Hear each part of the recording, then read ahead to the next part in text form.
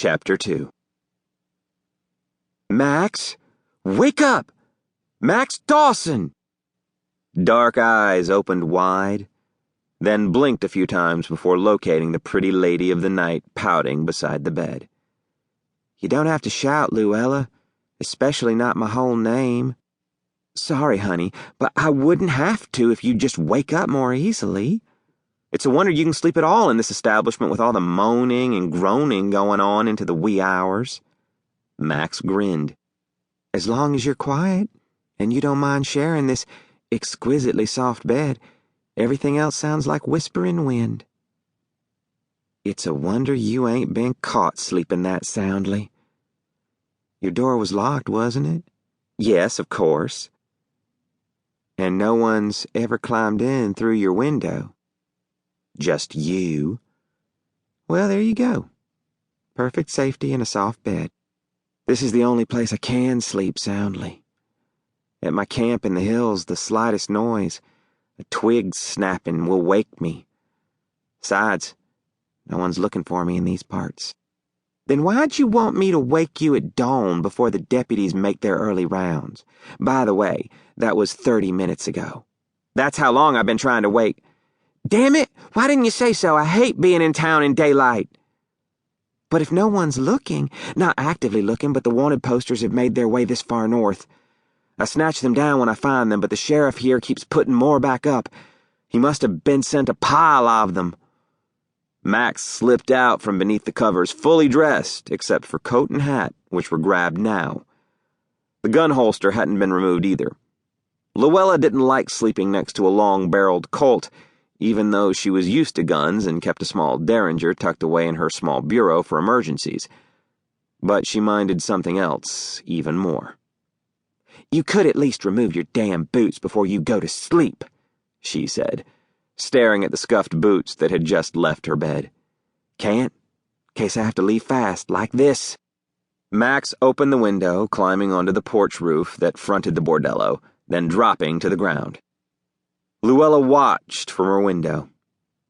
Standing there in her chemise, she heard a whistle from across the street. She didn't try to cover herself. After all, part of her job was to attract customers to Chicago Joe's bordello. Helena had far too many whorehouses, and the competition was fierce. Too many bordellos, too many millionaires, too many minors. Heck, just too many people. But then Helena was the most populated town in Montana Territory. Had been, since gold was discovered in the nearby gulch back in '64. 18 years later, folks were still moving to Helena when most towns that had sprouted up because of gold had turned into ghost towns. Even Virginia City, a ways south, was dying, and it had boasted a population of 3,000 during its heyday. But Helena, with hundreds of businesses, didn't rely solely on gold for its prosperity. It was also the capital of the territory, and the railroad was heading this way too. In another year or two, it would probably reach Helena, and that would ensure that the town didn't bottom out when the gold did.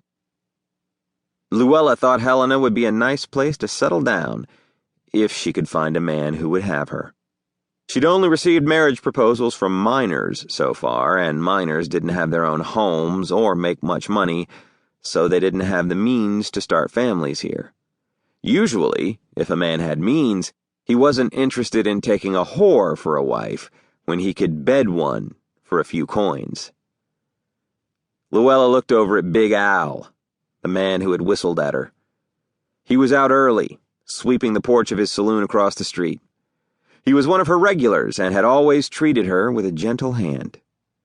She'd actually been considering him as a potential husband until the night Max had rescued her and she had fallen instantly in love. So dumb for someone like her to succumb to that emotion. But with Big Al's being a landowner and a businessman and single, he was still an option. His saloon was one of many in town that never closed its doors. Luella's place of business never closed either. Josephine Airy, or Chicago Joe as most people called her, owned the bordello and many others like it. Quite the landowner. To keep listening to this audiobook, I've left you a link in the description so you can do it, at no cost thanks to Audible's 30-day free trial.